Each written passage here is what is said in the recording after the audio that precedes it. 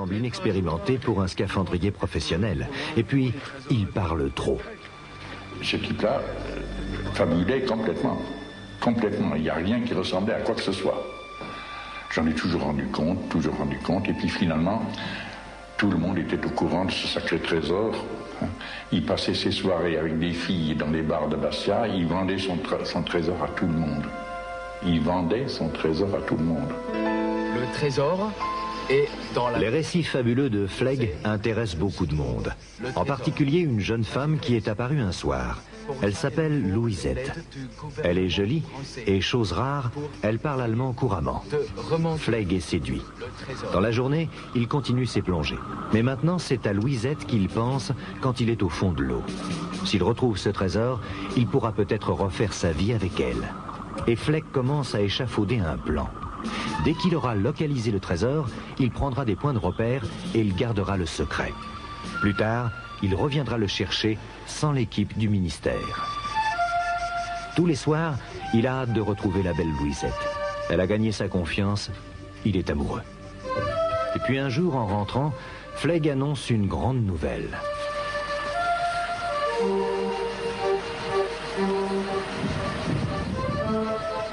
Tu sais, Louisette, j'ai trouvé le trésor. Le lendemain, à l'aube, Louisette quitte la chambre sans bruit. Où va-t-elle? Flegg ne la reverra jamais. A-t-elle été prévenir quelqu'un que l'Allemand avait localisé le trésor?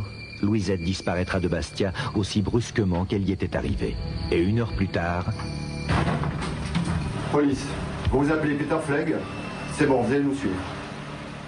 Et Peter Flegg a été incarcéré uniquement parce qu'il avait eu la faiblesse de dire « cette fois, nous y sommes, c'est là.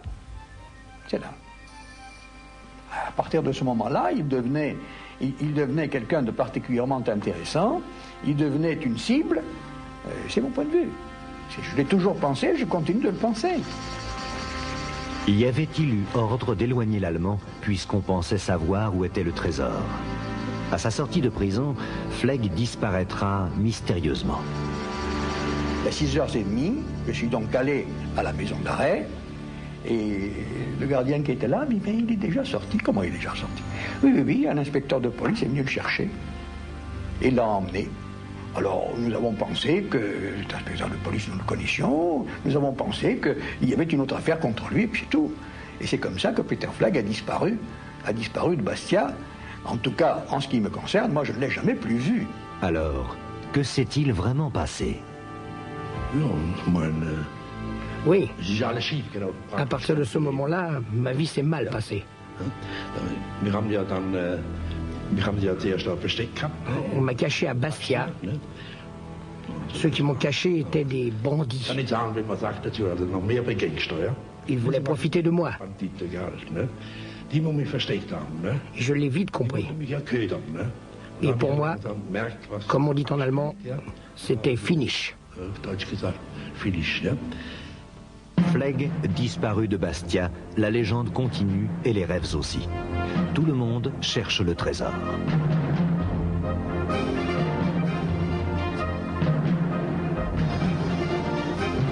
Les années passent et l'on sort de nombreuses épaves des eaux corses, quelquefois des paquebots entiers. Un journaliste anglais retrouve la piste de Flegg. Il a changé de nom et il vit en Allemagne. Une expédition est montée en 1963 grâce à un milliardaire américain qui prête son bateau, le Sea Driver. Mais le trésor reste introuvable. Les recherches continuent, les pistes se multiplient au cours des années. Cela fait maintenant plus de 20 ans que le trésor de Rommel fait rêver les chasseurs d'épaves. Un milliard tout seul au fond de l'eau et qui ne demande qu'à être...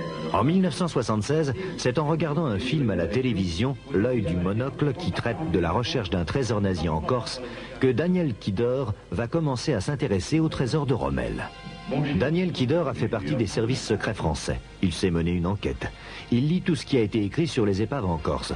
Il apprend que Flegg est vivant, qu'il habite à Fribourg, et il le trouve tout simplement dans l'annuaire. Kidor va longuement interroger l'ancien SS.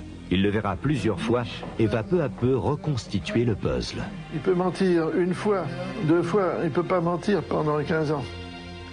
Hein, je l'ai interrogé 8 fois avec 8 interprètes différents.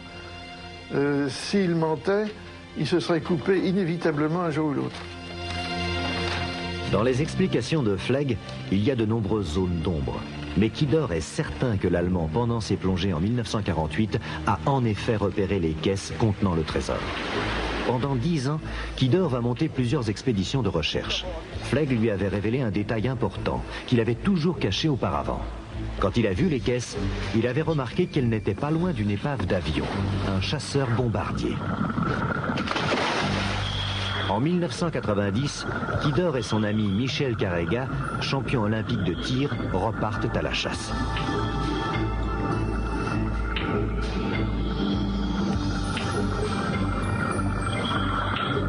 Mais 42 ans se sont écoulés depuis la découverte de Flegg. L'Allemand ne se souvient plus exactement où il avait plongé le jour où il a vu les caisses et l'avion. Pourtant, Kidor et Carrega ne se découragent pas. Jusqu'à la deuxième barrière, ça nous fait quand même presque 7000 nautiques. Sur 7000 nautiques à ratisser, tu sais, ça fait quand même une grande surface.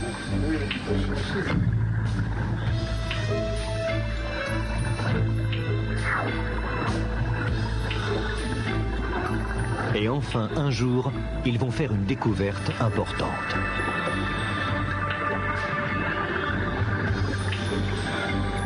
Kidor maintient que cet avion pourrait être un repère pour trouver le trésor de Rommel. Donc nous sommes restés dans cette zone-là. Nous n'avons jamais rien trouvé. Tous les ans, on s'éloigne un peu plus, on cherche un petit peu plus, mais toujours en gardant comme point de repère cet avion militaire. L'épave du chasseur américain est à 35 mètres de profondeur. C'est le premier élément matériel qui confirme les déclarations de Flegg. Est-ce l'épave qu'il a vue en 1948? Et si c'est le cas, où sont les caisses du trésor? Chacun libre de faire ce qu'il veut et de croire ou ne pas croire. Maintenant, peut-être que le trésor existe, je n'en sais rien, hein, je n'en sais rien. Ce trésor de guerre, a-t-il été véritablement immergé dans la région de Bastia? Je crois qu'on ne le saura jamais. À un certain moment, on a pu croire qu'il avait été trouvé. À certains autres moments, on s'est dit, bon ben, il y a toujours la possibilité de le trouver. Et je crois que ça a fait rêver beaucoup de monde et beaucoup de générations. Je crois qu'un jour, le trésor sera retrouvé sans mon aide. Quel que soit l'endroit où se trouve le trésor aujourd'hui, ou bien s'il est encore dans ses caisses autour du camion, ou bien s'il est dans une banque suisse, eh bien, bonne chance à celui qui l'a trouvé ou qui le trouvera. Le trésor de Rommel est-il encore enfoui dans les sables au large de Bastia? Peut-être un jour trouvera-t-on enfin ce fabuleux butin d'or et de pierres précieuses. Voilà le mystère du trésor de Rommel. Et à mes côtés, pour essayer finalement...